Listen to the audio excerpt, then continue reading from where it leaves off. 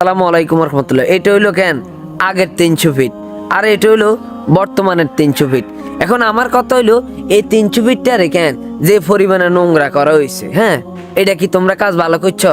ঠিক আছে বুঝছি তোমরা সমাবেশ করছো, আমরা কেন খুশি, কিন্তু তোমরা রাস্তাটারে যে পরিমাণে নোংরা করছো যাক ভালো কথা, কিন্তু এই রাস্তার পাশে পাশে বা মাঝখান দিয়ে যে গাছগুলা কেন লাগানো হয়েছে, এই গাছগুলা কেন কি অপরাধ করিয়া নিল?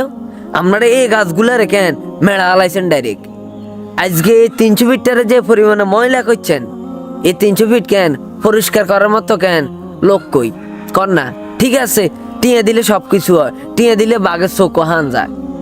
আজকে আমরাও কাছে তো এত নোংরা কেন বাংলাদেশ আমরা চাই না? আঙ্গ ভিতরে আছে সবার ভিতরে আমরা চাই যে কেন সুন্দর বাংলাদেশ গড়তাম, এটা বুঝি সুন্দর বাংলাদেশ কর না? আজকে এটা লই কথা কইতেছি কোন দুঃখে জানেননি? এই গাছগুলোর কারণে। গাছ আপনার কি ক্ষতি করলো, কি অপরাধ করলো?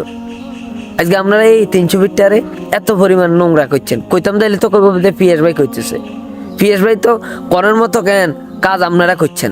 আজকে এই 300 ফিটের মধ্যে আপনারা যে পরিমাণ নোংরা করছেন না, এই 300 ফিটটা যে ব্যক্তিরা করি গেছে, যারা করি গেছে তারা এখন আর নাই ক্ষমতা।